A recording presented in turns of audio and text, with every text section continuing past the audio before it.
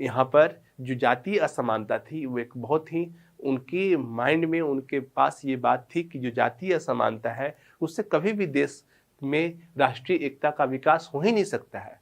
और इस कारण से छुआछूत जैसी जो घटनाएं थी, जो अस्पृश्यता था, वो सारी चीज़ें उनको समाप्त करना बहुत ही ज़रूरी है। अगर हम एक राष्ट्र के रूप में भारत को बनाना चाहते हैं, तो सबसे पहले यहाँ के सामाजिक जो विषमता है, उस पर हमें कार्य करना होगा, हमें उससे दूर करना होगा।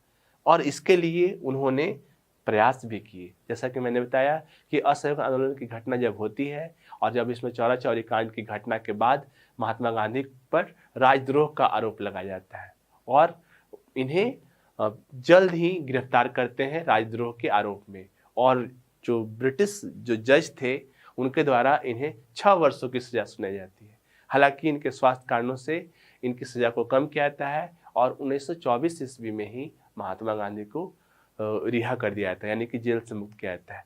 तो 1924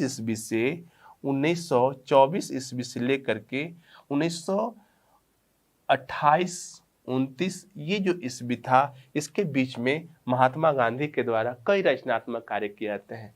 यहाँ पर 28-29 मैंने इसलिए लिखा कि 24 में वो जेल से रिहा होते हैं और उसके बाद 1928 ईस्वी में एक कमीशन आता है भारत में, जिसे हम भारत में साइमन कमीशन के नाम से जानते हैं।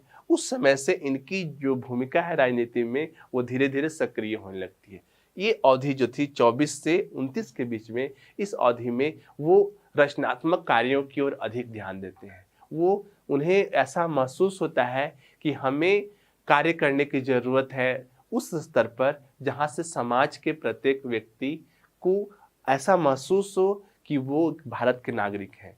और जब तक उनमें आपसी एकता नहीं होगी, तब तक कुछ भी संभव नहीं है। इसमें एक चीज़ और जो बुराई थी जिसका उन्होंने काफ़ी विरोध किया, वो था धूम्रपान या जो मद्य निषेध, जिसे हम कहते हैं कि उस समय चूँकि अशिक्षा थी और अशिक्षा के कारण लोग क्या हो रहे थे कि बहुत सारे शराब का कोई सेवन करता था या नशीले पदार्थों का सेवन करता था, जिससे कहीं न कहीं एक परिवार जो है उससे प्रभावित होता था। तो उन्होंने उन चीज़ों पर बल दिया, जैसे जातीय अस्पृश्यता को समाप्त करने की बात कही, जो समाज में शराबबंदी पर उन्होंने जोर दिया, उन्होंने स्वदेशी वस्तुओं को अपनाने पर जोर दिया। तो इस प्रकार से हम देख सकते हैं कि वो जन नेता के रूप में उनकी उपस्थिति हुई और धीरे-धीरे 1924 से 1929 ईस्वी के बीच में उन्होंने रचनात्मक कार्य किए। और हम अब देखेंगे कि किस प्रकार से 1930 ईस्वी में एक बार फिर से वो एक नए और बड़े आंदोलन की तैयारी करते हैं, जिसे हम सविनय अवज्ञा आंदोलन कहते हैं। महात्मा गांधी के जेल से रिहा होने के बाद उनकी जो कार्यशैली थी, उसमें एक परिवर्तन देखने को मिलता है। जैसा कि मैंने आपको बताया कि अब वो राजनीतिक अभिरुचियों के बदले वो समाज के उस वर्ग के लिए काम करना चाहते थे जो समाज में बहुत ही पिछड़ा था। मैंने अभी जिक्र किया था कि किस तरह समाज में बहुत तरह की बुराइयां थीं, जिनमें अस्पृश्यता, जिसे हम छुआछूत के नाम से जानते हैं, वो एक महत्वपूर्ण और समस्या के रूप में थी। दूसरी ओर जो यहाँ के लोग जो नशा एक जो थी वो समस्या थी, जो जो नशा लोग करते थे जिससे पूरा का पूरा परिवार प्रभावित होता था, वो इन सब चीज़ों को रोकने पर उन्होंने बल दिया। उतना ही नहीं, महिलाओं के उत्थान के लिए भी उन्होंने कार्य करने आरंभ किए। तो इस प्रकार हम देख सकते हैं कि किस तरह से महात्मा गांधी ने 1924 से लेकर के 1930 तक भारतीय राजनीतिक की जो मुख्य धारा थी, उससे वो थोड़े इतर रहे।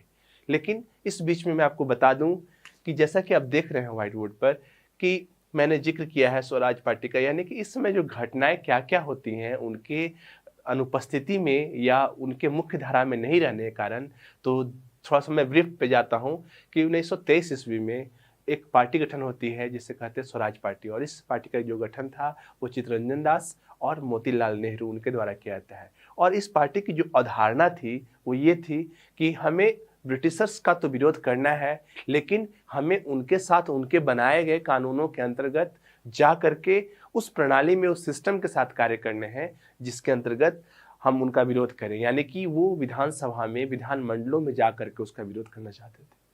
दूसरी ओर 1928 ईस्वी में एक कमीशन आता है भारत में जिसे हम कहते हैं साइमन कमीशन। मैं बताऊं आपको कि साइमन कमीशन का गठन 1927 ईस्वी में हुआ था और इस कमीशन का जो उद्देश्य था वो प्रत्येक 10 वर्ष पर किस तरह से जो औपनिवेशिक हमारा देश था भारत, उसमें क्या क्या संवैधानिक चीज़ें हो रही हैं, संवैधानिक मूल्यांकन करने के लिए साइमन कमीशन का गठन किया गया था, जो भारत में आता है 1928 ईस्वी में। पर जानते हैं बच्चों, एग्जामिनेशन में एक प्रश्न भी आता है कि भारत में साइमन कमीशन का विरोध क्यों हो रहा था। तो उसका मुख्य कारण था कि इसमें जितने भी मेंबर्स थे, यानी जितने सदस्य थे, वो सभी ब्रिटिशर्स थे, यानी कि विदेशी थे। और जब वो विदेशी हैं, ब्रिटिशर्स हैं, तो वो कैसे जान पाएंगे भारत में कौन सी समस्याएं हैं और कैसे संवैधानिक सुधार कर पाएंगे। इस कारण से इनका विरोध हो रहा था। तो ये घटना होती है और इसी के विरोध में कांग्रेस पार्टी में एक व्यक्ति थे मोतीलाल नेहरू, जैसे मैंने जिक्र किया था आपको। मोतीलाल नेहरू साइमन कमीशन के द्वारा जो बताया गया था, जो जो प्रस्ताव दिए गए थे, उस प्रस्ताव के विरोध में उन्होंने अपनी रिपोर्ट तैयार की थी और उस रिपोर्ट को उन्होंने ब्रिटिश सरकार के समक्ष रखा था। परंतु दुर्भाग्य कि उस उनके इस रिपोर्ट को डस्टबिन में फेंक दिया जाता है। डस्टबिन मतलब कचरे का डब्बा, तो उस पर कोई तरजीह नहीं दी जाती है। और ये जब ये घटना होती है नेहरू रिपोर्ट की, क्योंकि उसमें काफ़ी मेहनत किया जाता है मोतीलाल नेहरू के द्वारा। मोतीलाल नेहरू पंडित जवाहरलाल नेहरू जो भारत के प्रथम प्रधानमंत्री थे, उनके वो पिता थे। तो यहाँ पर जब इस घटना के बाद अब कांग्रेस की जो बागडोर थी, अब युवा लोगों के हाथ में दी जाती है और एक सम्मेलन होता है जिसे कहा जाता है लाहौर का अधिवेशन, कांग्रेस का लाहौर अधिवेशन। और इस अधिवेशन में यह कहा जाता है कि अब हम लोग को स्वतंत्रता चाहिए, यानी कि पूर्ण स्वतंत्रता चाहिए। इसके पहले जो बातें हो रही थी वो डोमिनियन स्टेट की बात हो रही थी। डोमिनियन स्टेट का अर्थ ये हुआ कि जो राजनीतिक रूप से भले ही हम लोग थोड़ा स्वतंत्र हों, परंतु उस पर आधिपत्य जो है वो अंग्रेजों का होगा। तो डोमिनियन स्टेट के डिमांड को अब कांग्रेस पार्टी नहीं मानना चाहती थी। अब वो लाहौर जो अधिवेशन था, उस अधिवेशन में वो चाहते थे पूर्ण स्वतंत्रता। कांग्रेस पार्टी के द्वारा अब यह निर्णय लिया गया कि अब हमें सिर्फ पूर्ण स्वतंत्रता चाहिए। और इसी उपलक्ष्य में 26 जनवरी 1930 ईस्वी को कांग्रेस पार्टी ने पूर्ण स्वतंत्रता दिवस मनाया। पूर्ण स्वतंत्रता दिवस, जैसा कि हम लोग पहले से जानते हैं कि 15 अगस्त को हम लोग का देश स्वतंत्र हुआ, परंतु जानते हैं बच्चों, इसके पहले ही कांग्रेस पार्टी के द्वारा 26 जनवरी को स्वतंत्रता दिवस मना दिया गया था। तो यहाँ पर जब इस तरह की घटना होती है, तो ऐसे में पूरे कांग्रेस पार्टी को एक ऐसे व्यक्ति की जरूरत होती है जो पूरे जनमानस को फिर से अपने तरफ समेट सके। एक ऐसे व्यक्ति की आवश्यकता होती है जो न सिर्फ जनमानस को बल्कि पूरे विश्व का ध्यान आकृष्ट करा सके। और ऐसे में एक बार फिर से महात्मा गांधी की याद लोगों को आती है।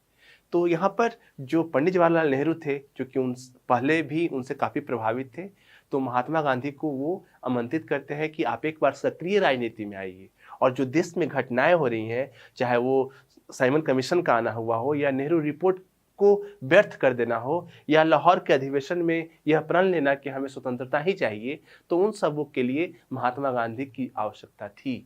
और उसमें एक बार फिर से सक्रिय राजनीति में महात्मा गांधी आते हैं और एक यात्रा कहते हैं दांडी यात्रा। मैं बताऊं आपको कि दांडी एक जगह है गुजरात में, गुजरात के एक तटीय क्षेत्र में एक गांव है दांडी।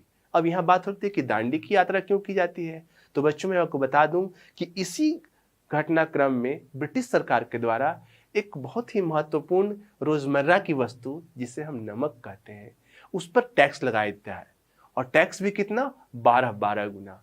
आप समझ सकते हैं कि अगर नमक पर टैक्स लगा दिया जाएगा तो उससे समाज का प्रत्येक व्यक्ति, चाहे वो अमीर हो चाहे वो गरीब हो, वो सभी प्रभावित होंगे। तो ऐसी परिस्थिति में महात्मा गांधी के पास एक सुनहरा अवसर भी था और लोगों में जो व्याप्त था असंतोष, उसे राष्ट्रवाद की भावना में परिणित करने का एक कहीं न कहीं एक बहुत अच्छा मौका था। तो ऐसी परिस्थिति में महात्मा गांधी के द्वारा यह घोषणा किया जाता है कि हम लोग नमक कानून का विरोध करेंगे और उसी नमक कानून के विरोध को नमक सत्याग्रह या दांडी यात्रा कहा जाता है। तो हम अब देखेंगे कि दांडी यात्रा कैसे आरंभ हुआ और उसके पीछे की क्या पृष्ठभूमि है। दांडी यात्रा के बारे में बच्चों मैं आपको बताऊं कि जो परीक्षा होती है, उस परीक्षा में एक बहुत ही महत्वपूर्ण क्वेश्चन आता है कि दांडी यात्रा क्या है, या इस क्वेश्चन को ऐसे पूछा जाता है कि नमक सत्याग्रह से आप क्या समझते हैं, या सविनय अवज्ञा आंदोलन की शुरुआत किस तरह से हुई। तो आपको इन सब प्रश्नों से कंफ्यूज नहीं होना है, आपको उसका एक ही उत्तर होगा, आपको नमक सत्याग्रह के बारे में या दांडी यात्रा के बारे में लिखना है। तो चलिए हम देर नहीं करते हैं और हम देखते हैं कि दांडी यात्रा क्या था। तो जैसा कि मैंने बताया कि गुजरात में एक तटीय गांव था जिसका नाम था दांडी, और चूंकि मैंने पहले बताया था कि नमक पर जो टैक्स थी गवर्नमेंट के द्वारा वो 12 गुना से अधिक बढ़ा दिया गया था। ऐसी परिस्थिति में सभी लोगों के लिए काफ़ी मुश्किल था कि वो किस तरह से अपना जीवन यापन करेंगे। महंगाई में तो बढ़ोतरी हो रही थी। मैं आपको बताऊं कि नमक जो था वो तटीय क्षेत्र के जो गांव के ग्रामीण थे उनके रोजगार का एक प्रमुख साधन भी था, और ऐसे में उनके रोजगार पर कहीं ना कहीं हमला किया था या उन पर आघात किया जा रहा था। तो इस पर महात्मा गांधी के द्वारा जो साबरमती आश्रम में थे उन्होंने क्या किया कि निर्णय लिया कि वे अपने 78 साथियों के साथ कब 12 मार्च 1930 ईस्वी को उन्होंने अपनी यात्रा आरंभ की। और वो कहाँ गए? वो गए दांडी। और ये दांडी कब पहुंचे? 6 अप्रैल 1930 ईस्वी को। जब वो अपनी यात्रा आरंभ कर रहे थे तो मैंने बताया कि 78 ही लोग थे, लेकिन धीरे धीरे गांव के लोग जुड़ते गए और उनकी संख्या लाखों हो गई। और जहाँ पे वो रुक रहे थे वहाँ पर लोगों को संबोधित कर रहे थे, और जिस तरह से जनमानस उनके साथ जुड़ता जा रहा था ऐसा प्रतीत हो रहा था कि यह जो दांडी यात्रा है वो एक स्वतंत्रता के रूप में ही परिणत हो जाएगी। आगे जब 12 मार्च को जब वहाँ पहुँचते हैं तो वो समुद्र के जो तट था वहाँ से उठाते हैं नमक को, और वो नमक कानून का विरोध करते हुए ब्रिटिश सरकार को चैलेंज करते हैं, चुनौती देते हैं कि हमने आपके इस कानून को तोड़ दिया है। तो ये घटना जो थी वो घटना नमक सत्याग्रह के नाम से प्रसिद्ध होती है, और इसी घटना के बाद महात्मा गांधी के द्वारा एक नए आंदोलन की रूपरेखा रखी जाती है जिसे हम सविनय अवज्ञा आंदोलन कहते हैं। तो हम देखेंगे कि जो ये नमक सत्याग्रह था उसका भारतीय राजनीति पर क्या प्रभाव पड़ता है। तो मैं बता दूं बच्चों कि ये वो घटना थी जिसके बाद एक बार फिर से 1920 ईस्वी में जो असहयोग आंदोलन हुआ था और 22 में अचानक समाप्त हो गया, वो जो लोगों में उदासीनता थी अब वो धीरे धीरे एकजुटता में बदलने लगी, और जो कार्यक्रम असहयोग आंदोलन के समय रखे गए थे अब उससे फिर से पुनर्जीवित करने का प्रयास किया गया, और इसमें महात्मा गांधी को काफ़ी सफलता भी मिली।